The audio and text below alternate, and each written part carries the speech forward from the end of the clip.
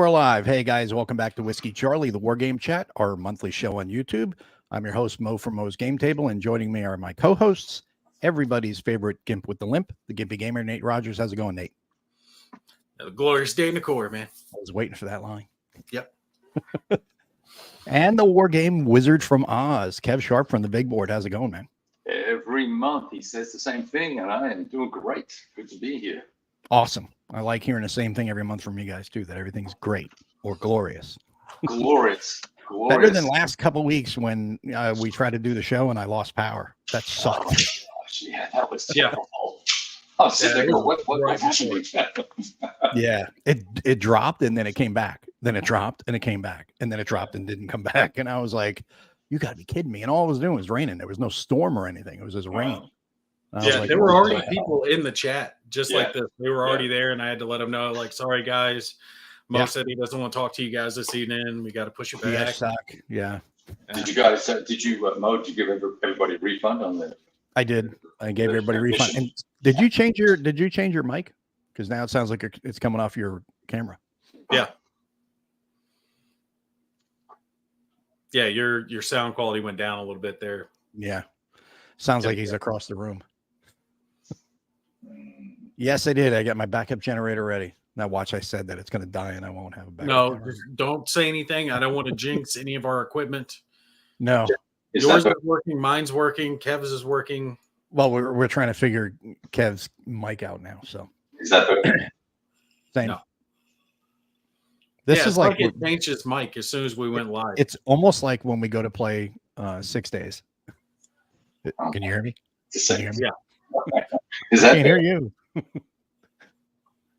So anyway, what we're going to do is, first thing we'll do is while Kev's working on that, we're going to start off with you, Nate, and we're going to have a little Halloween recap, how to go with the kids. Halloween was good. It was short but quick. I'll tell you what, coldest day we've had in North Carolina all year was Halloween night. Day before, it was perfect. We're talking like 70-degree weather, dry, warm. And then the day of Halloween, it's like 30 degrees and misting outside. Mm-hmm. Had to carry an umbrella. I mean, I miss the days when I was a kid and you can put on a T-shirt and you're fine. Me and the wife both bundled up, sludging our asses all over the neighborhood. But my little girl did have her first time trick-or-treating. And I was taking her around while the wife was kind of ahead with the three older ones. And that was the most adorable thing, man. She just loved it. She kept saying, happy Halloween to everybody. And she kept telling people, you're welcome. So I mentioned that to you. I would get her up and she'd say, tick-a-cheat, and get the candy, put it in her little bucket. She's all happy. And I was like, say thank you. And she looks at him, you're welcome. Turns and goes running off, just happy as she can be. I mean, she's 2, so everything she does is adorable. That's adorable. That is. Yeah. That is Kids great. had a great time. It was fun. It's always a blast when they're this age. I'm trying to enjoy it while I can. They're going to turn into teenagers and assholes soon enough. Wow. Wow. I've got $3. I've got a World of Hurt line ahead of me in the next 10 years. Yeah, that's going to be a little rough. Good thing you're a family counselor. Let them marry up, right? Yeah. Teach them to marry up. Say, hey, go find the guy with the money. Latch on. If I can get them to marry rich, all the better. I can't afford to pay for their weddings. That's true. I'm trying to find a rich rancher's daughter for my eldest to marry. Your oldest is doing fine from what I saw. Is he the one you posted a picture of in the funny? That's the youngest in the little lamb. Mary had a lamb. Yeah. They're doing Thanksgiving photographs this weekend. The guy is like, wow. You know what wit, right? Oh yeah. But you know what though? I would be. I was gonna say. I can't blame the kid. Yeah. Did you notice that 100% of the comments were, no, I think he's doing just fine. Yeah, doing great. Yeah. Good-looking kid with a good-looking girl. Yeah, that was great. Two thumbs up. Is the sound okay now? Same. Tolerable. Wow. Well, not sure what to do. Sorry. I'll talk louder. You know what it is? Maybe check your setting. Did you check your settings at the bottom? Yeah, I didn't change anything. All I did was to take the headset off while we were doing the little routine. You didn't hit a button on there? Hang on. Because I know if I change my microphone, let's see what you guys think here. How is that better? There you That's go. better. Yeah. Okay, you know what I did when I took my headset off? I put it down. I turned it around. It was on that side. You have it on the Put on back end. backwards. Why I is changed that? my microphone, and then I'll Back. Yeah. See, that was the problem. Is it had the sound dampening face towards his mouth. It'd be That's why kind he sounded distant. of like, hey guys, I would have thought that would have been better. Can you hear me?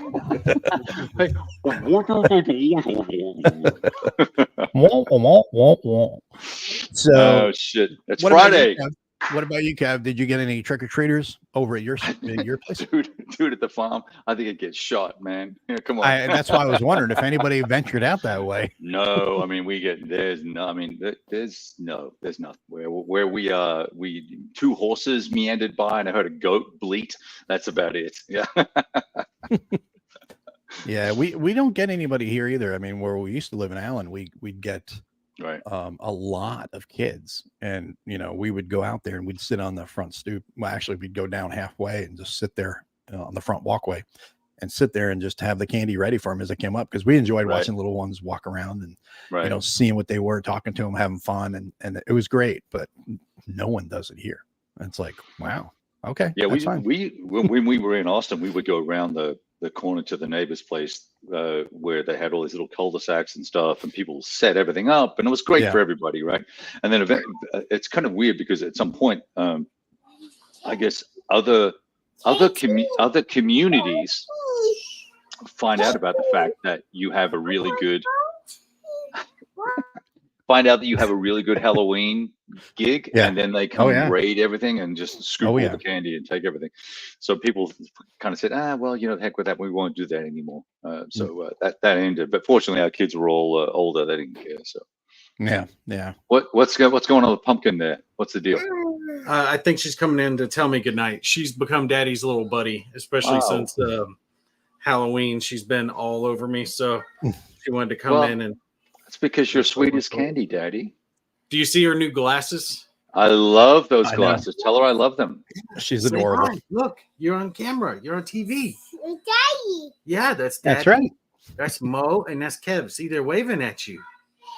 Yeah, and you're more interested in the little block Daddy fidgets with. Yeah, unfortunately, she's blind as a bat, so she has these thick-ass Coke bottle glasses. Yeah, but it was great to see her put them on and the reaction the first time she looked through them. Yeah, like, dude, she just froze, and it was like you could actually see. That's awesome. She could finally see. Have you seen those videos where the people get to hear for the first time? Oh yeah, talk about emotional. Wow. Yeah. The one guy. Did you see the one guy with his wife, and she was just going crazy about it, and the guy was like going like this, and said to the guy, "Take it off, take it off." Oh man. I think it may have been set up, but it was pretty funny. Oh, that's greatness. He didn't want to hear his wife. It was great. So the other thing that I wanted to say is, number one, it was after the fact anyway by the time we would have had the show, but congrats to Mark for the latest OST Kickstarter. That one funded well. And, OST Volume 4. So that's great to see. That really did well. I would have loved to seen it doing better, of course. Obviously he would too, but I think it's done well. I think that what hurts it, I don't want to say hurts it, but what makes it less attractive is the theater is not as widely, it's not as popular as East Front or West Front or something like that. Yeah, so. He could have done Volume 4, East Front, 1943, June through July, and done $200,000, right? Because everyone would have gone, oh my gosh, it's going to have the Armada V2.ES7 with the 120 billion millimeter round. Yeah, exactly. Yeah. So, but I like that it's Sicily. I was rooting for the expansion to get the Brits in there, but it didn't happen. I even ordered a second copy. I need to cancel that one. I'm buying all the bits and pieces. I'm all in on OST. I love it. I love it. Nice. I'm looking forward to Modern. I'm really looking forward to Modern. when they get to that one. Yes, that's going to be That sexy. should be fun. Is that in the works? Yeah. Yes. Yeah. Very close. Very close. And starting with Afghanistan, am I right? Or is it later? 85 it's is Afghanistan. Afghanistan. I can't remember 85 if theirs is Afghanistan too. Is it? I'm not sure. I think I know 85 is Afghanistan, the one like 65, the card game system. Yeah, no. I know about that, but I was thinking about OST. I could have I'm not sure. sworn maybe it's sort of Fallujah era, like That would first be and even second better. Iraq. Really Yeah. modern, yeah. More closer to today. But it'd be nice if they do a bounce like they do something like Afghanistan, and then they have the Soviets and the Afghanis, and then they just say, hey, by the way, here's some Americans. Now we're going to just push it up to 2003 or Right. 2005 or 8 or whatever, Right. Right, because the same troops, same pretty much. Yeah. Same bad guys anyway, right? Same equipment that we paid for, that we bought Yeah. for them. Yeah. Everything else. And then we had one that I know Nate has actually played both of these games, Kalkengall and the Assault Sicily from the Assault system, Red Horizon. So why don't you talk about those, Nate? Because those are on Gamefound. Or Sicily, I think. Isn't Sicily done now? If it's not done, it's close. It's really close. I know that, if not done. Yeah. That module looks really good. He took what was already good, because Red Horizon was already good, right? Yep. And he just improved it across the board, right?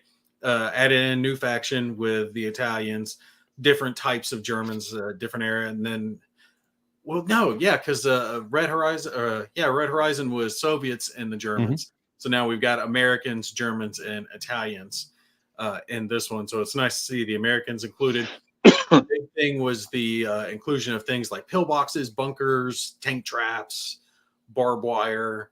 Has rules for changing the terrain now. All right, so you can have effectively destructible terrain, and that can even happen in not just like a building hex collapsing, which you would expect, but you can have that happen in like a clear hex. So clear hex would go from clear to cratered. And it's set up to do that under certain circumstances. So if you have an HE type attack, then if it scores an uncanceled critical, then it's going to cause that destruction. And the destruction is going to vary just depending.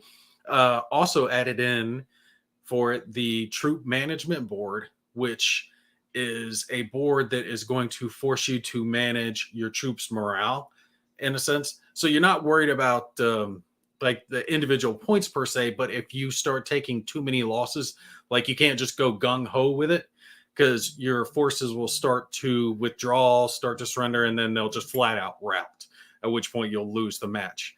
So you have to be a little more careful in what you're going for. But there's a counterbalance to that if you gain victory control points, then that's going to reduce that penalty. So the points lost that you'll incur from losing troops, you'll gain some of that back from gaining those control points. So it keeps you from going just wild, willy-nilly, and just storming up the middle and hoping for the best and the dice gods, having to be a little more strategic in the choices that you make. But it's just more of what was already good. Assault Red Horizon, I loved. I thought it played excellent. Solitaire, he's kept with that and just added a whole bunch of extra. Right. That's awesome. Extra goodness to it. It's the right way to do it. You don't fix what's broke, not fix what's not broke, basically. Yeah. Well, I mean, also making the play deeper gives people the choice to explore more, and then go back and revisit old scenarios and see how they play with the new rules and stuff like that. So I think that's smart. That's good. Well, it's all optional though, right? So which is perfect, right? Right. Yeah. To an extent, there's the core rules, and then pretty much everything advanced is optional, and you can add in whatever you choose. But the biggest strength of the game is still its order of battle, because there is no set order of battle. If you guys remember, it's all based on those formation cards. Right. And I freaking love that, having a random selection. So if I play this battle, now I might have this selection of units, but I could redraw different formation cards and have a completely different setup, even if it was the same forces, like Americans were still defending, Germans were still attacking, but the game would play completely different. on the second go around because the formation cards are going to be, different for each one of them. Now you can pick if you want. You have the option to just, pick based on points for your forces. Right, which is cool because then you can go and say, well, what would have happened at this battle that if the 15th Panzer had been there instead of Hermann Göring, whatever, right? I mean, you could have done that type of thing. Sure. Right? Or a unit that was historically held up and didn't make it to the unit to the battle. You just add them in there, as well. Or if the weather changed, how would that affect things? So those are the fun what ifs. So you can kind of mess with little variables and see what kind of impact they would have. Yeah. Plus, it's got the custom dice, which I always love custom dice. Yeah. Because it. You're a die-ho. Yeah, I get so tired. It's not like that miniatures. I hate like D6, man, but you see either D6 or 2D6 on so many games. It just kind of I know counting is hard for you. Different. Yes, anything past 10 fingers and I'm lost, man. Marines. I can go to 20 if I don't have shoes on, but other than that, well, 20 in a big one, but other than that, that's high as I can count, but. Wow. Had to throw that in there, didn't he? You just couldn't leave that out, right? Couldn't resist. But to address your other point of Kalkin Gall, I can never say that. Kalkin Gall. Sounds like I'm choking on myself. It's just more. It's just a different version. I'm not hating on it. It's not bad by any means. But if you've played Freezing Inferno, then you know what you're getting with. Looks like it's rethemed. I was wondering what changes, if there were any, from the base game to that. So you know how Freezing Inferno, the goal was to take control of, 2 out of 3 cities? If I remember right. All right. So basically there are 3 major cities. Those were the 3 areas you're blow me. You're going after. Nice. You walked into that yourself. There's actually a lot more cities spread across the board, but there's like a central 9 that you're fighting over, right? So if I remember right, the Japanese start with 3 and the Soviets start with 6, and then there's 9 in the center. And sorry, my camera froze, but I'm still here. The 9 in the center are considered in a way neutral. So the Japanese start with control, but the Soviets are trying to take control of those. The Soviets have to gain a larger board control than the Japanese do to really achieve victory. But the Japanese have the ability to gain, I think it's just a couple of key Soviet cities. If they are able to gain them, they can get like an instant win.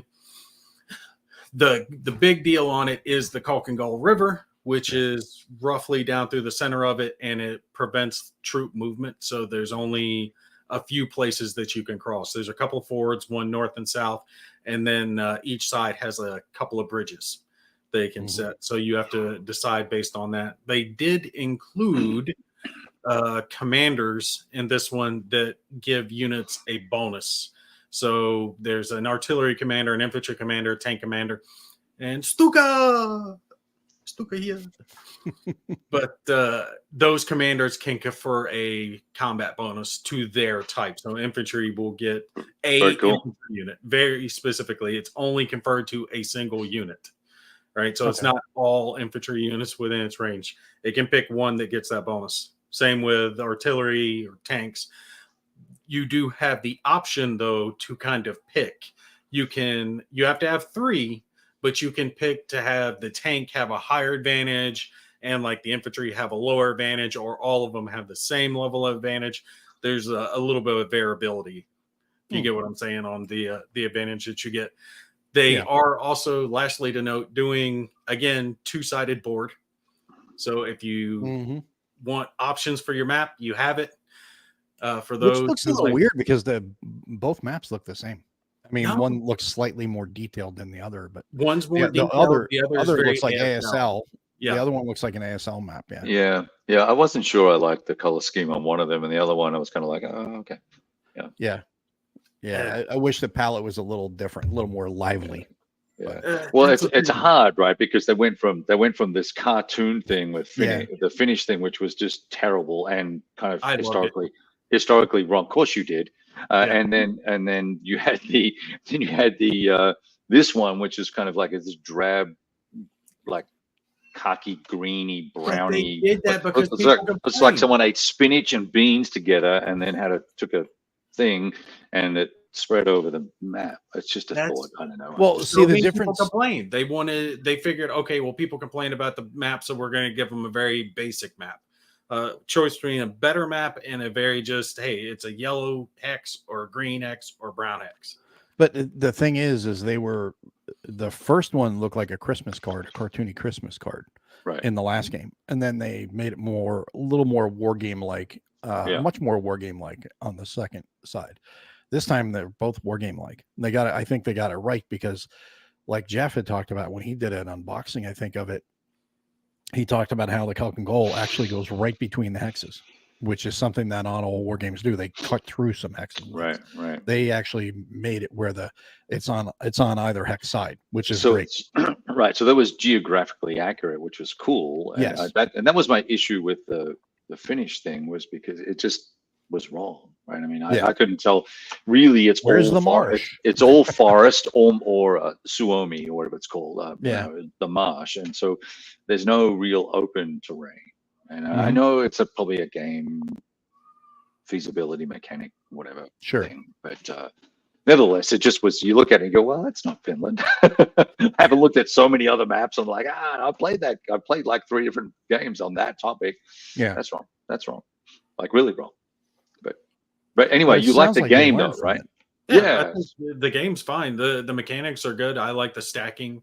They're doing the same thing they did with Freezing Inferno. The strength points associate with how many counters you have stacked with it. You have the ability to divide the stacks out if you want to, divide your forces around, which it really seems like the Japanese player is going to have to do if they want to fight back the Soviets. Because just in my time with it, I feel like the Soviets will have an easier time than the Japanese, because the Soviets start with a power base. They have a handful of cities, and I think their cities go up to like 6 points, right? Production points, the amount of points you get to produce new units.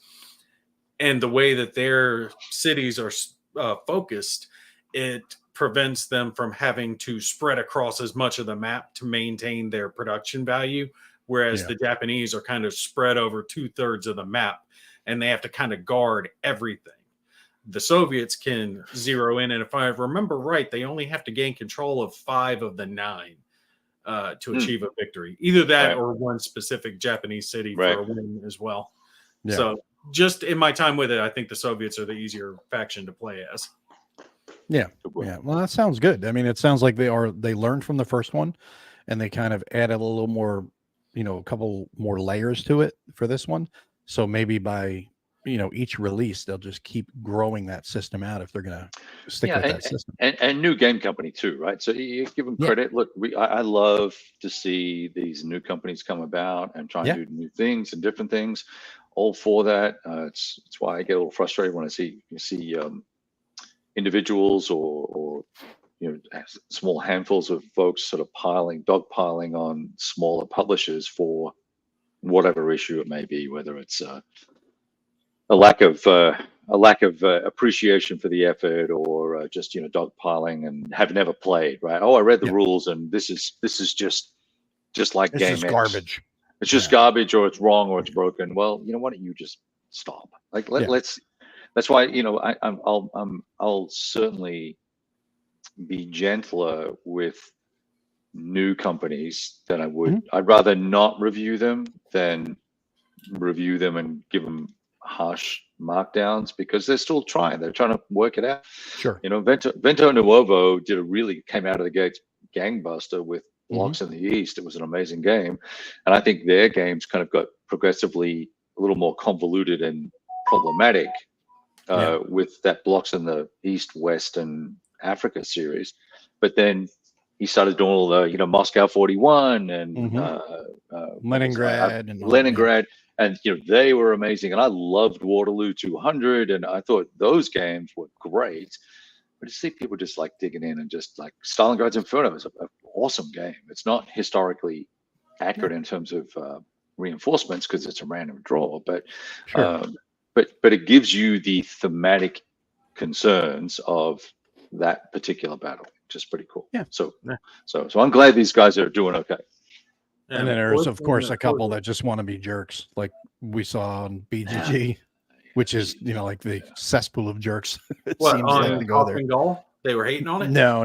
They were hating on Vento Nuovo. On Vento Nuovo and a couple other companies. I mean, even Lock and Load public publishing is getting a hard time at the moment. And I can see the lack of communication is not good there. I think it needs to improve. But, I would hope that they're okay as a company, but they're just getting dogpiled because I think David's just said, you know what? I'm not gonna anything I say. You come up with some nonsense, so I'm done. So you just get the games when you get them. Yeah, I mean, when it comes to Lock and Load, I mean, I talked to David last time I talked to him was like about 2 weeks ago, and we went through the whole rigmarole as far as what he's been through. Yep. And just in a nutshell, I'll let him go into the greater detail because I said to him, I said, when you get settled, you really do need to have a live show and explain all this in detail. So these people that have been dogpiling you and giving you a bunch of grief can understand if they're going to be fair, going to be mature adults about it. They say, oh yeah, dude, that sucks. He basically had to move out of one house, which had a lot of stuff in it. And he had to basically grab everything, condense it down, move it out of there so he could sell the house. And then he had to try to find a place where he could live temporarily while his other house was being finished. Right. And he was trying to get a month-to-month lease on an apartment that wasn't in like the middle of a ghetto, which is very difficult to do. Right. And plus his wife is changing jobs and his all wife's that sort of changing stuff. jobs and everything. So, she had like a 4-hour commute and stuff. And I was like, no, dude, that's way too much. That's a lot of stuff going on. Yeah. So, and plus, and then his lack of communication, he admits that himself, he could have done better. And I also think that he was covering bases for probably some errors that popped up in the games that he wasn't aware of that came up late. And I think he's taken the fall for that versus throwing the developer designer under the bus or designers under the bus. And I think there's some of that, and I respect him for doing that, but I don't think, I think there's a point where you can issue a statement and it is what it is, and you can either accept it or don't. And as I've said, if it was my company, I would send those guys their money back and tell them to go pound salt, and I would never let them purchase from me again. But that's not how you run a business, so I get it. But I do like that. I'm kind of the same, mentality. If you're not going to work with me, like, look, I don't know why everyone's so upset about that. It's only, where are we at? Is it a year? I think it's a year and a bit, right? Yeah, it's longer than expected. But anybody who's goodness done grief, look at some of the Kickstarter stuff that's going on. There's fraud going on. 5 years, 3-5 years. So I'm thinking it's 12 months and it's 4 months late or 6 months late or whatever. All right, it'll either come or it won't. It's binary. So get over it. Yeah, and let's just go play the rest of the shit on your shelves. I was actually going to mention this as far as Kickstarters, not what we talked about before, but something Academy actually did that irritated me, and it wasn't a big deal, so I didn't make a huge deal over it, but I think they screwed the pooch by doing this. Remember that game they did way back in the day, Agents of Mayhem? Mm-hmm. That was like 5 years ago. Yeah. All right, so they're finally delivering. Wasn't that one with the miniature that was doing that? Yeah. That's what I remember. I liked the game. Honestly, I thought it was critically underrated. I really thought they did. That's with the buildings, right? Yes. Yeah. I so wanted that game. Oh well. You should have asked Stuva. He would have sent you a copy of it. No, I never review Conflicts of Heroes. I can't ask him for one. I just can't.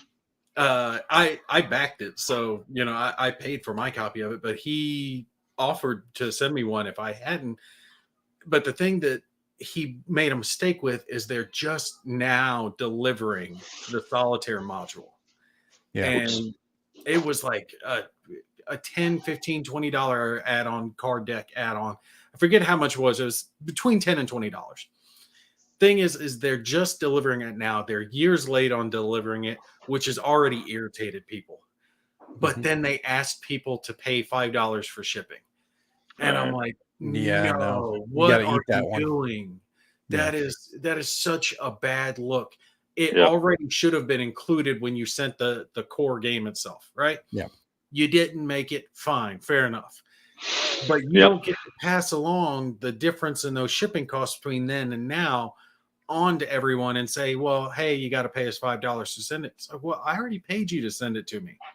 Right. You know, Yeah. a few years back. It's not my fault you didn't send it when you should have. Right. Well, whoever they're called, I forget the name of the company now, starts with an F. They're Swedish. That did Twilight 2000 and Aliens and all that.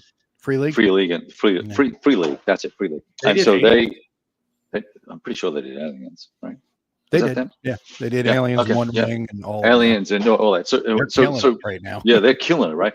So Twilight 2000 was supposed to have this module in it. That came out before I moved. So that was over a year ago, a year and a half, and plus the launch of the thing. So let's call it 2 years. Black Madonna is just now about to be shipped, right? So I'm not fussed about it. They're sending it to me, right? They're sending it to everybody, right? But they put out the PDF like they always do. Yep.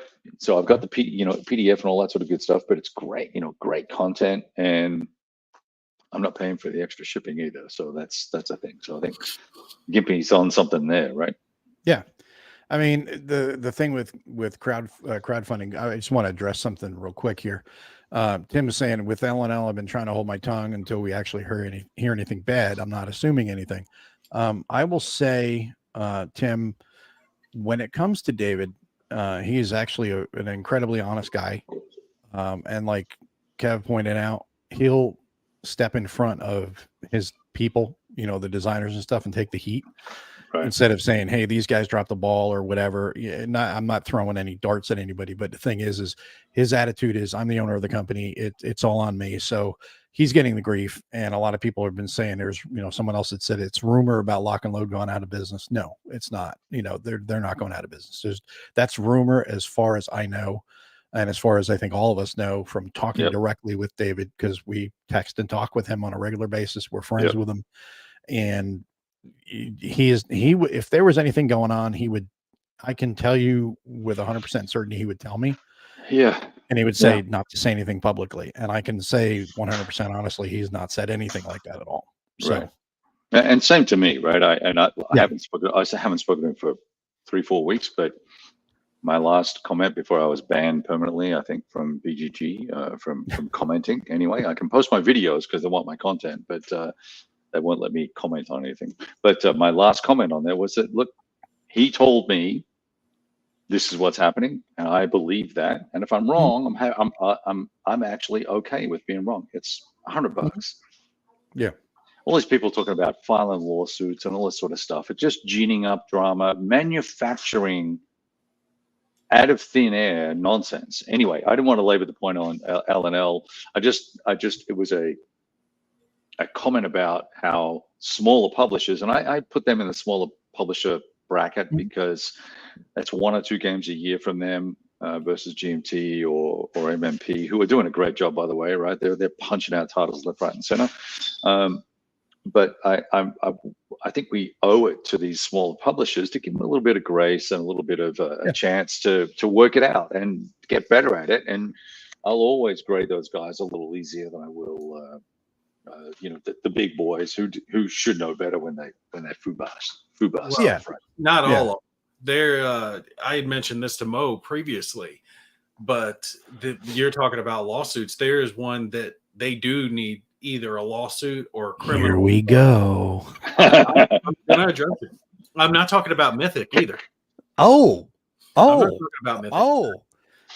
Talking about Mythic's Devils. Yeah. For those who don't know, Devil Pig Games has officially gone out of business. They've closed their doors, they've shuttered, whatever. And these are the people behind the Heroes of Normandy games, right? Right. So the square instead of X's. Cartoony looking thing that's fun to play. Yeah. Fun game. Now they had done their Battle of Khan Kickstarter. It did really well. It had big numbers. And they delivered. No problem. I got it sitting right over here. They did after that the Heroes of the Pacific, and supposedly they were working on Heroes of Stalingrad. So they were going to have multiple, games coming out. The thing of it is they did their Heroes of the Pacific Kickstarter. They got a whole bunch of backers, and then there was something wonky that happened with their PayPal, and a lot of people got refunds, or their charges didn't get put through, and people are going, "What the hell?" And they're trying to comment on the Kickstarter. They're trying to comment to Devil Pig, "What's going on? What should we do here?" And all of them to a man, and they even put out a statement saying, "Hey, if this happened with your PayPal, make sure you push that charge through so you get your pledge." And they were pushing people to put those PayPal invoices through up until the moment they shuttered their doors and said, we're done, we're closed, and we're not shipping out any games, we're not shipping out any of the pledges. So this wasn't just the pledges that were made, people were ordering directly from their website and were not getting their orders, and they were getting the runaround, they were getting ignored. And that's when it came out that it looks like someone in the know knew they were going out of business, and they were basically still selling products while they were insolvent, and raped as much as they possibly could from as many people as they could, and then shuttered their doors. That's criminal. That's not just we tried and the Kickstarter. You're not going to get your money back out of that, but that son of a bitch needs to go to prison. Yes, that's actually a fraudulent business practice to continue to take orders when you know you're insolvent and going out of business. Now, I wonder how that works. I wonder how that works because they're out of France, right? Yes, they are out of France. I wonder how that works when it goes international. Yeah, good luck. You're never seen a penny. You're done. So no, you're not going to get any money. But as far as like how many charges they can be charged with, some people have been able to get their money back by doing effectively a chargeback through PayPal. Right, credit card or whatever. Yeah. They've been able to show that, hey, blah, blah, blah, this company has gone out of business and they sold me a product when they were insolvent. And there we go. That's the man that's going to give us the answer, and he does. Well, here's the thing, and here's why I don't know what I'm supposed to do. I like that one too. I backed it, but I missed the portion about finalizing it in Gamefound. So now I'm in limbo. I have credits on Gamefound, but I can't finalize them. And my camera froze, but I'm still here. See if they can transfer them back to your account. So I already contacted Gamefound, and they're like, "Well, we can't transfer them. We can't refund them. We can't do anything with it." And I'm like, "But you guys have the credits. Yeah. Like, you got to be able to. Someone's sitting on my money. Whoever it is, you either give it back to me or apply it to something else. I don't care if you apply it to something else. That's fine. Give me a credit on Gamefound that I can put towards something else. I would be good with that. But to just have the money sitting out there in a lull, and I'm not the only one in that category, but no one knows what's going on right now because there's a huge amount of mudslinging going back and forth. Oh, sure. The two developers got posted stuff, and it's going backwards and forwards. It's ugly. Slinging mud at that Arnold, whatever his name is, guy. I know. Yeah. So what is it called? It's Devil something Productions. Yeah. Basically, that's the company that owned Devil Pig Games. Right. And he was in charge of that. So they didn't own their own IP. And kind of look at I gotta say maybe that's just inexperience or whatever, but shame on them for not having control of their IP. Number one, right? If they're partnering or if they're required, that's one thing, but if they're partnering, that's just dumb. So that sucks for them. But nevertheless, lesson learned, right? Because it's either them, the designers, the people who are running Devil Pig Games and their website, or it's this parent company. One of them knew that they were going to be shuttering their doors and still took orders up until the last minute and still ran a Kickstarter knowing they had no intention of ever fulfilling it. Yeah. Right. Because they got everyone to kind of not take salary and all this sort of stuff and work for free. I've just done that work for free thing for the last few months. It's not fun. No. Yeah. Unfortunately, Daddy's getting paid soon, so that's good. I want to see someone actually face jail time over this. It's bad enough when Kickstarters do it and there's really no recourse that people have. Right. But this wasn't just a Kickstarter thing. This was the orders they were taking on the direct website. Well, but dude, it's France. It's France. You know, that's what I'm saying. Like prison over there is a croissant and a coffee in the morning, and you know, a beautiful ham sandwich baguette at lunch, and you know, you get to choose the color of your jumpsuit. I mean, it's fabulous. How about we could just make them live in Paris? Right? Well, you know, so bad now. Bad. Yeah. Tell them, hey, you got to live in Paris for 10 years. Oh, man. That's your punishment. Yeah, let's put them in one of the no-go zones, either there or Sweden. There's plenty of those over in Europe right now. Yeah, I like Paris, but not certain parts are bad. Yeah. Anyway. But when it comes to stuff like this, you know, it is happening more often, like you were saying before with Mythic and stuff. What needs to happen in this instance is gamers as customers need to be smart, number one, which they're not, and just not back these games, not back these companies when they go out there, because everyone will say, I'll never back another game. And then they'll be like, hey, we got this and it's got 75 minis. Oh, I'm backing that. They completely forget because they want to forget because they want the new shiny. They need to be smarter about it, be grown-ups about it, and say, no, we're not backing you ever again. And on top of not backing you, every time I talk about a game, I'm going to say, you know, about games or game companies, and say, Mythic did this. This is what they screwed people out of. This is where we're at right now, blah, blah, blah. It's this person, this person, this person. Name and shame, because these are businesses. They're making money. It's not like and don't do business with them anymore, right? Yeah. It's not like they're making $10 for a print and play. They're making millions. So if they mismanage it, that's on them. And they're defrauding people out of money. And you need to stop supporting them, stop buying their stuff, and name and shame. Put their names out there to destroy their name in the industry at that point. I'm sorry, but that's the only way to do business. Did you guys hear about the and this is some Euro game, right? So I mean, and I'm gonna pull a pin out of the hand grenade and hold on to it for a second and let it cook.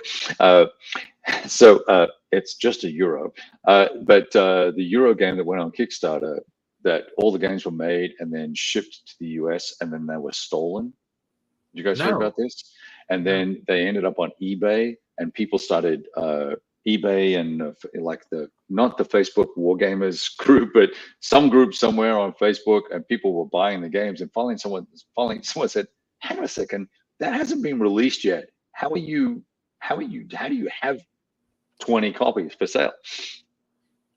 I'm going to post a link. They actually did they buy it from China? Oh, content failed to post. No, they stole the pallets of games and then sold and were trying to sell them online. It was hilarious. Why didn't that post? But that would make them easy to catch, because no matter how far you put yourself outside of it, you follow the money, you'll find the person eventually. Yeah, so they got busted. They got all the games back except for the ones that were already sold. Let me see if I can do this. Well, Kev's looking at that. Justin also brings up a point, which is kind of spins off what I was saying. Not just the companies, but we need to make sure that people involved are not supported when they start a new company or join an existing one. That's very true. That's why it's important to name and shame these people, so that way their reputation precedes them and they're basically, poison wherever they go. Because and I'm not talking about a mistake or you mismanage money one time, and you get yourself in over your head, you make things right. It takes you 5 years to do it, but you make things right. That's an honest effort. It's a mistake. Okay, fine. But when you do it repeatedly, you're defrauding people. You're a criminal. That needs to be out there. And that needs to be that big criminal tattoo needs to be put on your head permanently. Is that libel though? So Tiny Epic Games is the name of the company. I just posted a private. Okay. There was a Tiny Epic game that did that? Yeah, it got stolen. Their games got stolen, right? And so they've got a really cool little cartoon about it. Tiny Epic Crimes, Anaheim heist. A crime has occurred. Follow the leads, and then they friggin' got these dudes. It's hilarious. They got all their shit back. Oh my god. Now, would that be libel though? Let's say I took and made a video and I named the mythic people and said, these people are shysters. They're fraudulently doing bad You've got business. to be careful. You've got to be careful about your wording about that. Yeah. The US is different and has different laws. If you do it in Australia or France, and if they're domiciled in a foreign country, they have much stricter libel and defamation laws. I mean, they couldn't go after me from another country, though. Sure they can. Sure they can. Yeah. Sure. I mean, But dude, it costs $120 to file a lawsuit. So what are they going to? Not to get into my personal business too much, but technically, the money I get paid is judgment proof. I can't have a judgment levied against it. You own a house, dude. So we'll take that. They could probably go after. Yeah. Okay. Right. So look, it's how you word it, right? It's use the word alleged and all this sort of stuff. And Yeah, that's why they always say the alleged shooter on the video that shows you the guy shooting the guy in the back of the head. Here's the guy popping the guy, right? And they go the alleged shooter because he's not been convicted. This is the alleged crimes that they did. These alleged assholes who stole a bunch of alleged money. Pretty much what you got to do. You got to speak. Yeah, I would just kind of leave that alone if I were you, Kim. I would just dude. I've already made like 4 or 5 videos calling them assholes. Oh well, good. Right, well, they're going to come after. They're going to come after Whiskey Charlie now and sue us. What are they going to say? All I've done is point out that they have spent money that was supposed to be spent on other things that people paid them, and then said, pay us again or don't get what you paid us for the first time. Yeah, that's what they That's done. a whole other thing. That's another company, right? Yeah. And that's the thing. Is there anything positive happening in the world? What's going on? Come on, guys. Well, on the Kickstarter front, we're going to talk about the greatest war game ever, U-Boat, just refunded again for their new one with the big LED driven what do you call it? Miniature. So you're gonna have this really cool miniature in your worker placement game. World's largest miniature. Yeah, world's largest miniature for your worker placement. Get that anywhere. Is there an update for those who got the first one? Of course not. There may be now that they come out with a second one and got people for more money for the same game with the new world's largest miniature with LEDs. Oh, U-Boat is by Phalanx? Yeah. Did not realize that.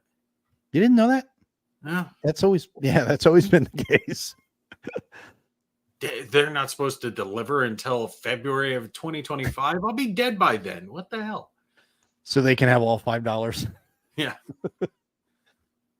Looks like you can do just the are you kidding me? 99 pounds for just the model itself? Yep. Blow me. That is not reasonable at all. Speaking of defamation things. So this is ridiculous, man. You can get the whole bundle for $160. Yeah. The new crap and all. See, if you had known that was coming, you could have sold your old Euro game, war game of the year, and with the best map ever. Best map ever. You could have sold it and then $100. Hey, I didn't even play the game $100 worth. What the hell? No. So now we're going to go back to wargaming for a second, and we're going to talk about Revolution and their sale. Wargaming. What's that? U-Boat is the epitome of wargaming. All-time favorite game. No. It's a worker placement game with a miniature, but there is a Revolution has their big sale right now, up to 50% off. Yes, so that is awesome. They have a lot of great games. MMP, Revolution. Oh, Revolution. Yeah, Revolution. Did MMP announce theirs? Not yet, but it's coming. Yeah. A war game. Stop it, meandering Mike. Versus a war game. That'll be a topic for another show. But check out Revolution. And we were talking about small publishers. They're a small publisher, and they're very deliberate in the release of their games. And all their games that come out are pretty damn rock solid. So, I know Roger does an amazing job with developing those games, checking them out, going over them with a fine tooth comb, and especially anything he's involved in directly. You can buy with confidence. Now, it may not be a game that you like, the subject or whatever, but the gameplay is going to be rock solid. So there are plenty of games to get from them that are really, really good. Yeah, and also as meandering Mike points out, I was going to bring this up. Blue Panther has a sale. Yes. Even White Dogs overpriced. Even White Dogs games are on sale this year. You could. They've got that zombie game I want to get. That did they do that? Yeah, Zombie Night was it or whatever? Yeah, the night. Yeah, that one. I wanted to get that. 15% off. Yeah. Get the night and get the Moog. So that way you have both. And get World War Z too, or Zed, I think it's called. But that was a fun one. That's a fun one because it's just something that as you go, you try to contain one area, things just keep expanding out across the map of the United States, and it's just a cluster to try to contain. It's a fun game. Speaking of zombies, isn't Lutman doing a 4th edition soon of Dawn of the Zeds? I think so. Yeah. I think he's going to do another one, but it really is going to be a redone 2nd edition, not 3rd edition. Who's doing it? Who's going to print it? Blue Panther? I'm not sure who's going to print it, but I would think that, to me personally, that would be a perfect fit for Flying Pig. Yeah, it really would. Colors, theme, or Tiny or Battle. GMT. Yeah, or GMT. No, it's too big for Tiny Battle. Yeah, not really. Well, Tiny Battle started doing better counters now and box. Yeah, if they go by 2nd edition, if they go do it along the lines of the 2nd edition at Victory Point did, it wasn't a giant game like it was with 3rd edition. That was just way out of line. That was nuts. Yeah, that's what I want. I want big. Yeah, but it got so big that it was not fun and fast, right? That's what. Yeah, it wasn't the same game. It was a different game altogether. It wasn't a bad game. It was a different game. Yeah. And it's not the same vibe that you get from the 2nd edition, which is just a whole bunch of fun. Agreed. It is a lot of fun. Okay, so here's the thing, Manders, historical simulations, please. War game is outdated and exclusionary. That is a bullshit comment right there. How is it exclusionary if it's about a war? Yeah. Yeah. Justify that and explain yourself, or leave. Is he being serious or sarcastic? Yeah, I think he's being. He's busting our balls because that is an edge that some people are trying to use. Historical it's war game is so. It's outdated. A conflict stimulation. All the girls were angry, and they scratched each other. It's a conflict. War game of the year next. Thanks for playing. Yeah. It's just. I mean, no. If it's like I've said before to other people, we've talked about it ourselves. Right. War game is very clearly defined, and it's simple to understand. I know people say, no, it's not. If it centers on kinetic warfare, it is a war game. If it is about two sides fighting over whatever, the price of ham and cheese, conflict simulation, historical board game, whatever you want to get into. It was the Milagro Beanfield War. That was a movie. You want to make that into a game. And if it was a historical incident that you want to make a game out of, then you can call it a historical game. It's still a strategy game. It's not a war game, right? Because they're not shooting at each other and using units and using they're not using any military arts. They're just basically just sitting there shouting at each other, outvoting each other, whatever. So. Yeah. Tactical, operational, and strategic level conflict. Right? No, you weren't, damn it. You triggered us. Triggered, because funnily enough, man, that's the other word. The last 10 minutes before this live session, we were talking about whether or not we were going to talk about some of this, and I wasn't triggered. I was just busting his balls. Holy crap! This is the answer right here, Stuka Joe. War games are already inclusive. They include a map, counters, rules. Now you're cutting out block games. Ding. Miniatures games. What's that? Well, now you're cutting away block games and block games. That's a counter. It's just a vertical. Just a counter the way it's presented. It's a hidden counter that's turned standing. It's got stickers. It's got stickers, dude. Okay, so what about miniatures? Still included? Yeah, it depends. It depends because if you have miniatures like a lot of the Ameritrash games, as they like to call them, where it's basically just dudes on a map that you move around that really don't have any strengths. They just represent an abstract thing. It's not a war game. It's a strategy game. But if the unit is individual, it has strengths, capabilities, that like you do with a war game counter, then yeah, you can consider it a war game. I mean, by Really the more like skirmish definition, game. Really Blood more Bowl skirmish. would be a war game. It's not warfare though. You're playing a football game. You can kill the opponent. There's You're playing a conflict. football game that you can kill him There's instead of that. injure him and knock him out. Yeah, dude, but it's not. Okay. There's no armaments involved, right? It's not even a conflict, right? It's a game, strategy. And once again, Joe answers it. Miniatures are not inclusive. You have to paint them. I love it. Yeah. I love it. Which is why I give Gimpy such a hard time, because he's just a little minis freak. I love miniatures. He's not a I true like war miniatures gamer. too, but when it comes to a Neither war are you, game, then. A little ogre there. yeah, that's pretty cool. Well, But- what's he doing? It looks like he's stretching. He's good. He's doing, stretching. No, he's got a mace in his hand. He's getting He's ready to yoga. Wait. back Oh, I'm skeleton. doing weights. I've got a mace. I'm doing weights. So But you got powerful. when it comes to these miniatures games, they're everyone's they're war games. They're skirmish, which is a small subsection of war games, but they're skirmish games because you're fighting with a handful of units each, 2, 4, 6, 8, whatever, maybe squad on squad. But again, how tactical is it? Is it buckets of dice, or is it you're moving and everything else? This is the thing that gets me about this is when it comes down to a definition of a war game, people try to throw out things like this to try to trip people up because they want to say, see, you can't define a war game. So that means everything can be a war game. So stop using a war game and call it conflict simulation. It's like, no, there's a difference. Yeah. You can be a conflict simulation. Chess is a conflict simulation. War games are war games. They're centered around Right. kinetic warfare, generally historically based, although they have Right. fantasy and sci-fi and everything else. Sure. Fantasy. Can't see it. It hit your face though. Yeah. The invisible game. Wow, all, that's a all, stealth all game. of us, all of a sudden, I'm not feeling so There we nervous. go. There it is. Uprising. It's kind of like a RTS Mason Punch Dagger. turned into a board game. Meandering Mike says Mason Punch Dagger. Nice combo. Yes.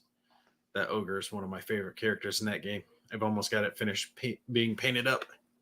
Anyway, where were we? Speaking of erg, Well, I will throw this in here to throw things off entirely from war games to war books. And this is a new one that I'm actually on book 3 right now. And this is fantastic. Soviet Endgame Book 3, Pursuit by Fire, 1981. It starts off in 1980 and it goes from 80 to 81. This is the 3rd book in the series, and the 4th book is in the works. And the most interesting part about this is Alex Aronson is actually a local guy here, one of the authors of the book. So that adds to it a little bit. Oh, that's cool. Yeah. So it's pretty cool and really fun because he covers a lot of things. And what he did was he did alternative history. He basically alt history, fictional. Carter is president at the time. The Iran hostages are taken. The whole Desert One thing happens. It succeeds. Carter wins re-election, and you go from there. And at the same time, Nicaragua was happening, Sandinistas and all. That turns into a big war. Then Europe happens, and there's conflagrations everywhere. North Korea goes into South Korea. It's really cool. Things just start popping off everywhere, and it's just expanding. And it's not. He really kept it interesting because it's not like Red Storm Rising where it's a million different things and you have to remember all these different subplots and these different characters. He did a similar thing, but on a smaller, tighter scale. So it's very easy to follow everybody. You get invested in the characters because you start liking them. And the character development is pretty good and makes you really get into them. And the action's fun. The only thing that I said to him, I was like, because he has a lot of Marines in it, I was like, man, dude, you really got these guys being choir boys. He's like, yeah, he was trying to not be accurate when it comes to the way we talk. Because I was like, dude, you're missing like about, I don't know, 20 or 30,000 F-bombs out of that thing. That's not the way we talk. And he's like, yeah, no, he was in the Navy, so he knows. He worked closely with Marines. He goes, I had to change that for the book. And I was like, that's fine. That's fine. So, but good book series. Definitely check it out. And they got it on Audible, Audible, Kindle, and paperback. Cool. I've been digging that Forgotten Ruin series Yeah. by Jason Anspach, and then they've got this sidebar series with Sergeant Thor, who is basically Conan the Barbarian with a 50 cal sniper rifle and a ranger. A ranger tab. It is so awesome. Oh my gosh, so cool. What a great series. Anyway. I couldn't comment. Hold on. 1981 is when I was born, so Oh yeah. before my time. Okay, babyface. But hasn't chess always been allegedly the substitute for warfare? Yes. Or for like it's supposed to represent medieval warfare, isn't it? Yeah. That's what people have said. I don't see how. Yeah, I would kind of call it abstract war. Very abstract, yeah. And I've been shown a little bit about chess. I've never been really interested in learning it. I've kind of been interested, but not. I don't know. It just hits me as one of those games. One of the reasons why I don't like games like that falls into games where it's like card counting or play knowing. To me, it seems that there's a finite number of things and you have to try to outguess the other guy as to what play they're going to make. It's somewhat like football or something. Right. And I don't know. To me, that's not that fun. It doesn't appeal to me. It's like deck building and things like that. It don't appeal to me. Right. So other people love deck building. I'm like, nah. I hear deck builder. I'm like, yeah, I go right to sleep. Yeah. Good, it's like a worker placement game. I have zero interest in it. Right. Kind of, sort of. Put a cube down, take your cube up. Don't care. Move a worker from A to B. Don't care. Build a power line. Real quick for Tim. Actually, it's a horror story. Actually, the way he's portrayed in this is actually really good. Things are altered a little bit, of course, from history. So everything's not exactly the way it was. It most of the way is, but then because of a couple of things happening differently, it changes the history. So it fits it better. And he's got, I think, Gene Kirkpatrick and Zbigniew Brzezinski that are his two go-to people in the White House. So that just shows you that the time frame that it's at. So I like it. I like, Carter, the way he's portrayed in this, which I thought was pretty neat. So we don't have huge inflation and unemployment and a gas crisis. It doesn't. Well, yeah, it kind of gets touched on very lightly. It does. They do talk about that too, but not that much. It really goes more about the conflict itself. That's starting to happen. That's starting to happen. It's being kicked off by the Soviets, and how they're manipulating everybody in different areas of the world to start fights with the United States. They're behind it.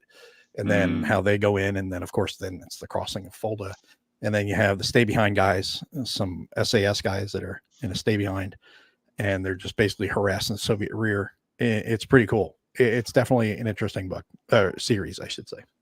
You ever think that's a waste of forces, though? What's that?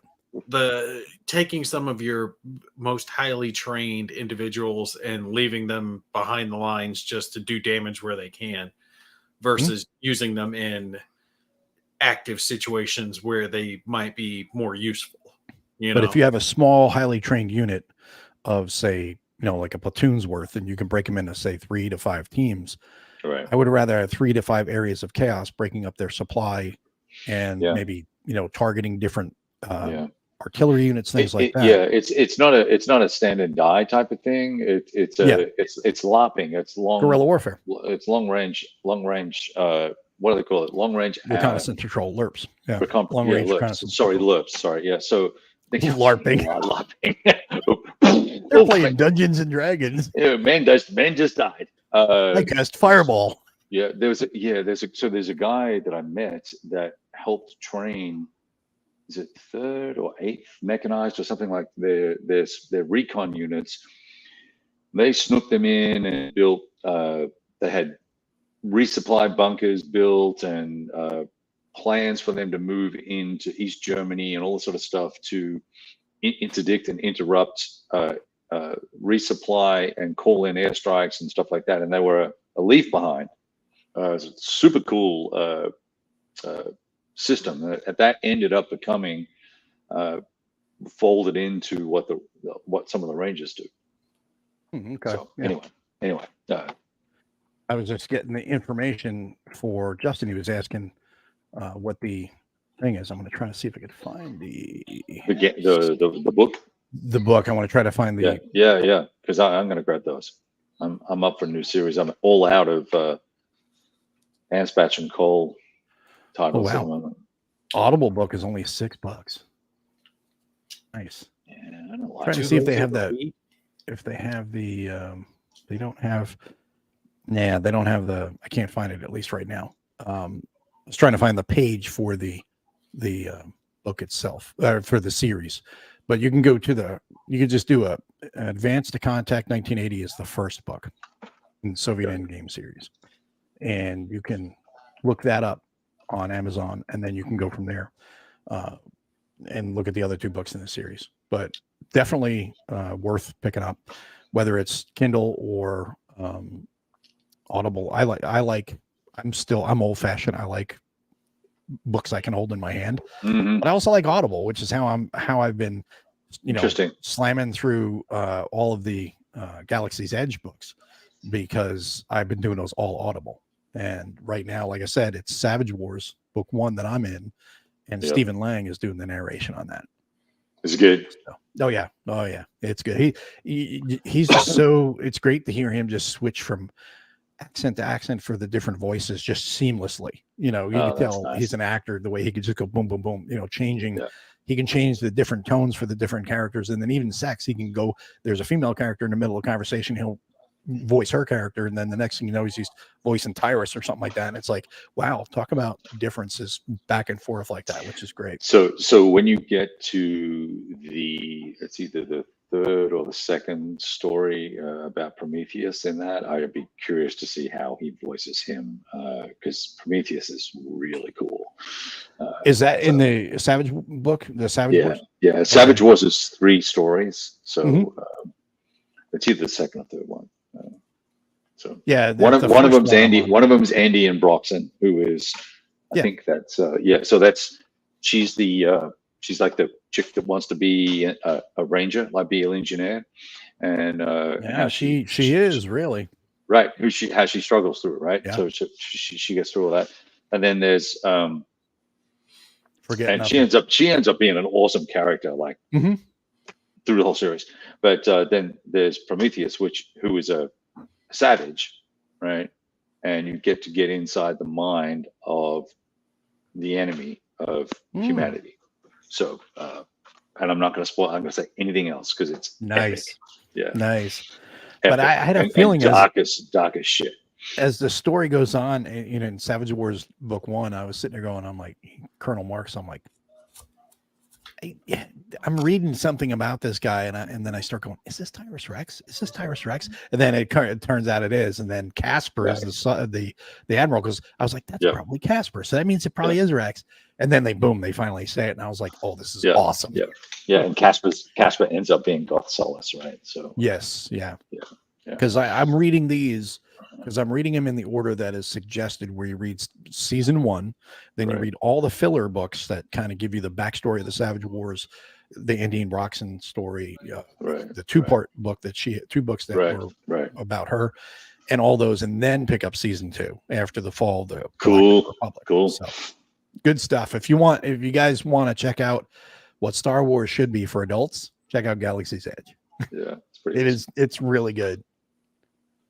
So now, sorry, again. We just went hardcore geek out. He can't. That. Sorry, I can't help myself. I love. We forgot him in this conversation. I was starting. He doesn't read. No, I do read. I read a lot of books, actually, just not those. Well, what's a good book that you're reading right now that you can suggest? I'm into the 40K Horus Heresy series right now. Sweet, nice.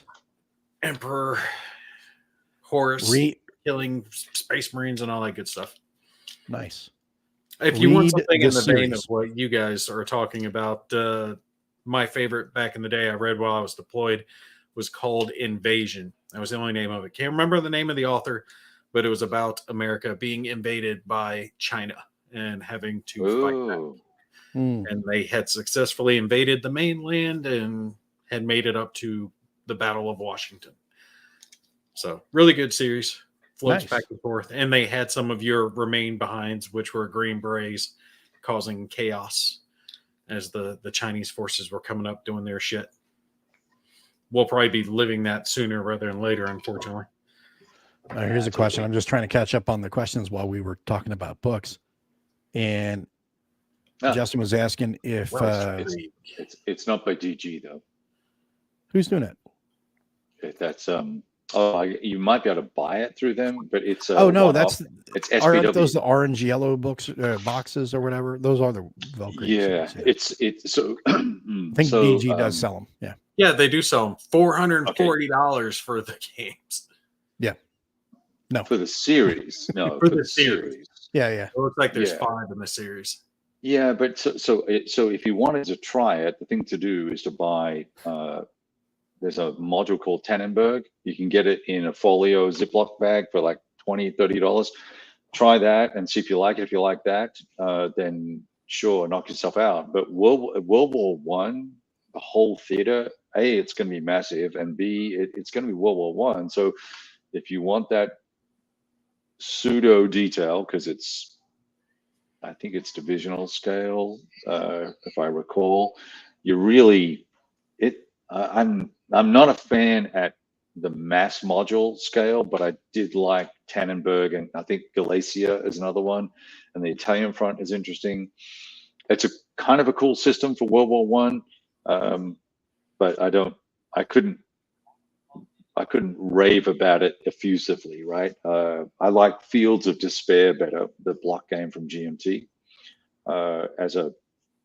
It's not a monster, but it's a really good war game that captures World War One pretty well. Anyway, just too big or too complex? Well, it's not that it's complex. It's just there's so you've got these you end up with these massive stacks and everything's butted up against each other, and spend a lot of time dicking around in stacks and messing around and doing math and trying to work shit out, and you've got to pick the stacks up because the terrain has got those cool little triangles, right? So it's a triangle of woods going into the hex means one thing coming across that hex side, and then the other 2 portions of the hexagon are clear. That means something else. Or if it's mountains, it means something coming from this direction. So you have to see where you're coming from and going to. And wow, there's supply shit, and it's just it's interesting in pieces.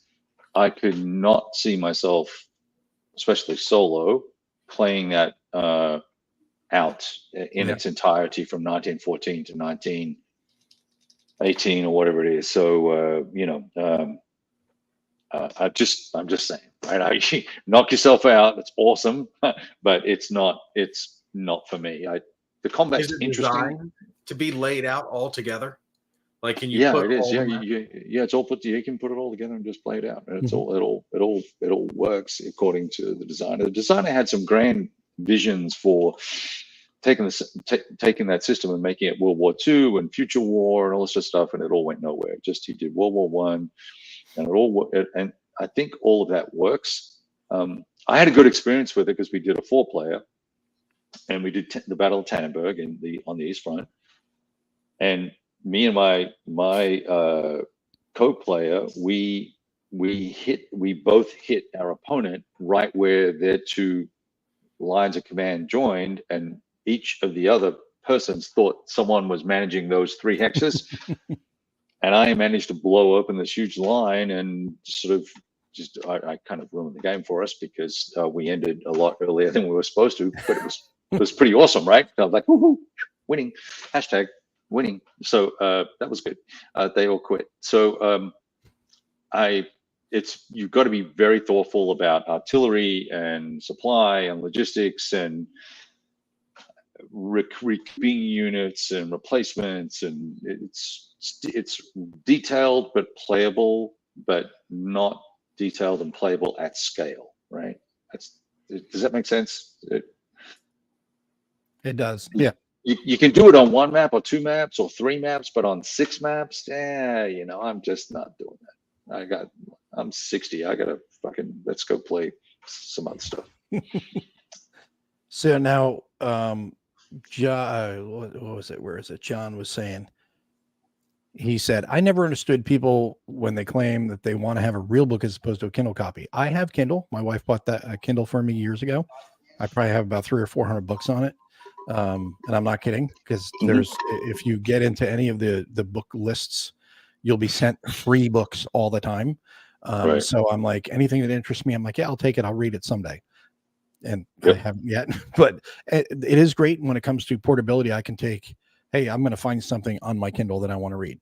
Yep. The drawback to it is it's harder, because then you got to kind of scroll through it. Whereas when you have real books on your shelves, you can go, okay, I know how I have broken down. I can just look at this shelf and I know this is history, this is fiction, this whatever, and you can go right over to it. And just like with a game, a physical game versus playing like a Vassal or a computer version of the game, there's something about tangibly, about touching the game, it just like with a book. It's great to sit there and just flip the pages. It really is. I find I get more engaged. Yes, I do too. With history books, when I'm holding in my hand. Fiction, I don't mind reading on a Kindle. I'm 109 weeks in a row on my Kindle reading every day, right? So I mean, I read my Kindle every day, but I also read books every day, right? So I like both. And I love the portability, but I also don't, the whole, well, I'm going to change, I'm going to remove that book, or I'm going to change that book. That happens too, right? So I have this book on my shelf waiting to be read. I just haven't gotten to it yet. White Sun War? Yeah, I haven't. Yeah, White Sun War, Opland Fold. I got several books that that are, Well, you fictional. just made me buy the 3 up. I just paid $19 for the 3-book series. So nice. I'm all in. Nice. Okay, Death in the Trenches. Back to the games. Gimpy, you awake? Well, wake up. Well, we're close to the end of the show. Oh, he just went to sleep. Nope, I just clicked the wrong button when I was unmuting. Well, we haven't even talked about what we've played recently, or where we've been, or what's going on. Gimpy, you lead us off. Lead us off. Hit us, Gimpy. I can show you what I am playing right now. Don't. Okay. Get it? Oh, come on. Put it in front of you. Put it closer to the camera. There you go. 20th Air Force. 20th Air Force. So that is the other one from the Kickstarter series. I did a review on 8th Air Force. 8th Air Force was the bombing of Germany during World War II, and 20th is the bombing of Japan, which the games, I thought they were just going to be thematically different. I thought it was just going to be, this one's Europe, this one's Pacific, and that was going to be the main difference. But I should have thought more about it, because the 20th actually goes a lot deeper. There's research aspects that you get into when it comes to the A-bomb, and you're trying to develop that. So you have the chance to drop it, and then you actually do get to drop it more than two, I should say. Your end goal is to do the same thing that they did in World War II, break in the Japanese will. Otherwise, they have to kick off the invasion of the mainland of Japan, and that's considered a loss for the U.S. player. So you're trying to develop enough bombing technology to either burn out or A-bomb enough of their cities to end the war. But it is played very similar to how Air Force is played. So check out the review I did on 8th Air Force to see that one, and 28th Air Force is next up. I'm hoping to have that filmed in the next couple of days and up. But it's a good game. It's fun. It's by Fortress Games, and they're relatively cheap, $40, $50, somewhere around there. So definitely cost effective. Very cool. How about you, Kev? Well, so was it last week or the week before? Last week? 2 weeks ago. Don't ask me. I don't know. I know. When did I see you in Dallas? 2 weeks ago. Oh, it was like 2 weeks ago. Yeah. Okay. So played Line of Battle. Right. We did the campaign at the AAC, the top secret Advanced After Combat con in Dallas. Invite only. There must have been, every man and his dog who had a YouTube channel and a blog and played war games was there. All 30 of us. Mitch turns around and goes, "Mo, what the fuck you doing here? What the fuck are you doing here? Because you don't belong to a guild. Yeah, Actually, I Mixed do. Land was in. I'm just really Oh yeah, quiet you on do. Yeah, but you, Yeah, because I don't post on BGG. You weren't invited. Anyway, I didn't played know the Line of secret Battle. handshake. Played the whole Gettysburg campaign. We started late on the first day, so we skipped all the scripted nonsense, and then we dove in, got into the morning of the second day. Everything worked out pretty much historically. It's a little bit of a beat down on the grind, being the Rebels, which I was on a team of 3, and me and the other chap that I was playing with were the Rebels. So that was the progenitors of the War of Northern Aggression won. So that was good. So I enjoyed that, played some other little bits and pieces, and saw a lot of other games being played. Valley of Tears was being played there. Mm-hmm. There was a lot of monster games going on. So it was a good full week of gaming, Thursday through Sunday. I left Saturday morning, about 10 or 11. I averaged 65.5 miles per hour driving back to Kerrville, Dallas to Kerrville. That's it. I thought Dude, you'd that's get faster there. Dude, that's pretty good. That's pretty good. That's like, Yeah. I even stopped like for Coke. So, and gas once. So I was pretty impressed. Yeah. Anyway, so there's that, and then I'm playing because I wanted to compare. My section was dealing with Early's Core, and so Culp's Hill and Cemetery Ridge, I think it is. So I wanted to do a do-over because I foobarred that action in Line of Battle. So I'm playing a Most Fearful Sacrifice right now, running that scenario day 2 on AMFS, and I also am trying to work my way through Blade and Bow. I'm having some challenges, let's just say that. I have to look at the rules for that still. I haven't even cracked the rules on that yet. Yeah, look, I think there's some really good potential here. It might just be my focus. So anyway, so there's that. I think that's it. I think that's all I've played. I've started Moscow. No, what's it called? Last Stand Moscow, I think it is, the MMP game. Yeah. I'm playing a scenario of that, the late in the game, the Soviet Counter-Strike. I'm playing that with a buddy online on Facebook on Vassal. So that's it. Nice. I think.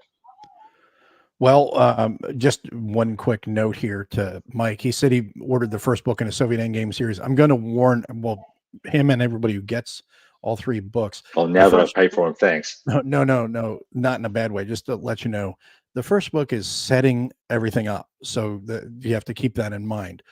There's action, but there's also a lot of setup for what's going on globally. Book 2, it's basically balls to the wall action.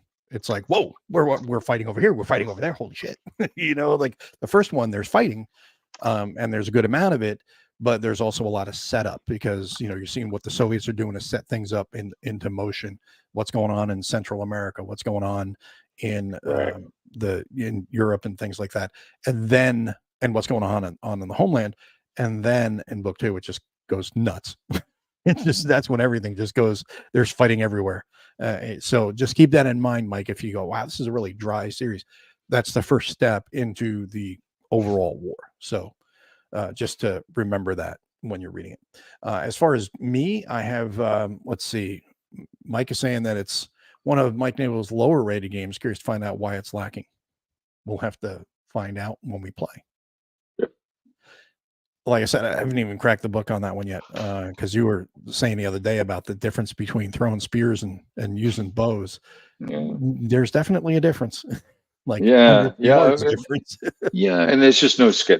I don't think that there's a scale for the game, so that's part of the problem for the squares. So anyway, I don't want to get into it now because I know we want to wrap up. Well, one thing I will say, as a credit to War Diary and their customer services, I think you received it as well while you were up at AEC. I had told you about it because I had received it because I was home. You were away at the con. they sent a replacement map because on the sides of the map there are entry areas or something marked on there, and I didn't even notice on the one map they were cut off. They did, and they sent a replacement map saying this is instead of sending errata or giving you errata, we're going to send you a new map. So I thought that was fantastic. Nice. War Diary to do that. War Diary is doing a pretty good job. Oh yeah, they're knocking it out of the park when it comes to the production schedule, and their production value is really great, and what they're doing with Blue Panther. So it's great to see that happen. Now, of course, that doesn't mean every game's going to be awesome. Everyone's going to love every game, but I like the positive steps that they're taking forward. But as far as me playing, I have not had the time to play anything. I've been working on a big project, and then a couple of big projects at work as well. So I've been at some wonky hours. I was up at 3:45 this morning, working at 4. So, started stuff off here at home, and then got in the car and went into work and finished it at work. So it's just been a really weird, really busy time. Weird time. Yeah. And you've got like a 40 video series going for Red Strike. Is that right? Yeah, that's going to be, it's going to be released in a few more weeks. We're just polishing it up now. Crazy times. Yeah. So that'll be. You know what we didn't do? We didn't say we were talking about sales, and Compass has a sale. Yes. Compass has a big sale, as they always do every year, and that goes to the end of January. So it's not like you have to worry about rushing out and getting it now, but you do have to worry about a game going out of print. So go to their website and check out the PDF. You can download it from the Compass website, and they have a lot of great deals. And I'll be at Compass Expo next week, where all their games will be 50% off. Ooh, I may need to get you to pick up some things. And as far as gaming goes, like I said, I haven't been able to game. But next week is going to be interesting. It's going to be nice and busy because talk with Danny. I'm going to be sitting with The Last Gamble with him and The Last Gamble. Cool. Also going to be sitting with Bruce and Aaron Armour. A couple of guys. We're going to be playing probably a couple games of Second Fallujah as well. So, and then there's going to be all those awesome seminars. So it's going to be a really good time away and just to decompress and just concentrate on games for a few days. So I'm really looking forward to that. That's awesome. Take pictures. I will shoot some video too, and I will have that up there. So let's see. Who else has any comments here? Oh yeah, that sucks. Got a promotion. Yeah, and then you have no chance to do anything else other than work. Justin, get ready for a little bit of a struggle. I'm finding the rules on that one Which little one? bit harder to grasp. He was talking about the Silent War 2.0. Oh yeah, really? What's the difficulty you're having with it, real quick? It's like I mentioned to you previously. It's not as much that they're complicated, but The earlier order? parts of the rule book is talking about aspects of the rules that they haven't addressed yet. So they're talking about stuff that you don't know yet. And then you get to that later on and you're having to kind of go back and like, oh, okay, I kind of get what you mean there. And it doesn't flow well. Sounds like they're missing the references, because if you're going to talk about, well, this has to do with firing your bow torpedoes, rule 14.6, like so that way you can go, what is that? Okay. There is references. Really? On a few of them, not all. On a few of them, it should be on all. Then it sounds like, yeah. But there is at least a couple points where it says this is in reference to 18.0. Read that. But I just think that the rulebook could have been fleshed out a little bit better. Okay. It just isn't landing for a rulebook of that size. It's only 30 pages or under, somewhere around there. It should be a lot easier for a read than it is. And if I could get hold of the designer, which I haven't been able to, I could get Learn to Play going on that one. But I did try to get a couple Learn to Plays. I was going to do one for Kharkov Battles, and that one didn't work out. We tried to get that going, but he wasn't able to do that. And we're trying to get one, which I'm hoping to talk to Chris again about, for Tobruk. So that's the delay. I will watch that. I will watch that, because the other game I did attempt to play was Tobruk, and I played a little bit of it, and I walked away going, I think I need to revisit this, because I was a little frustrated. Well, I was getting frustrated. Also a little stressed out with just the work stuff culminating with this week, which is now good, but I wasn't able to really give it my full attention. So I want that to be awesome, because it looks amazing. And it's got some neat ideas in there. So anyway, so Well, great. we will I'm looking see. forward to that. My fingers are crossed too. So hopefully, Tim, we will get that out. That all depends on the designer if he is willing to do it or not. Because they'll say they'll do something and then they change their mind or whatever. That throws off my scheduling. So I'm working what as best I can to get through that. But so that's pretty much it. Let's see, what has he got here? I believe I'm suggesting you look in a U-boat. It's about submarines building like a mousetrap. Yes, definitely get U-boat. It is the best war game ever. Someone slap John, please. So everybody, I really appreciate you guys tuning in tonight. I know it's an off night for us. It's Friday night, not a Tuesday night. But this is a makeup show for the one we were not able to make because of the power outage I had. But we will have another show later this month for our regular scheduled Whiskey Charlie for November. And until that time, we hope you guys have a great time and playing all the games you can. And stay tuned for more stuff coming from Compass Expo next week. Nate, what do you got coming up this week? Nothing major, just playthroughs, working on Uprising. Looking forward to playing that one and trying to plot a few things for Christmas coming up. Christmas. Ooh, yeah. What about you, Kev? Well, I got to do something for Bulge. That's coming up, but I'm going to get back on Blade and Bow, and I'm going to finish this AMFS scenario, and that'll probably be me next week. Nice. Well, there you go. That's everything until we meet again in a couple of weeks. Have a great night, everybody, and thanks for tuning in. Appreciate it.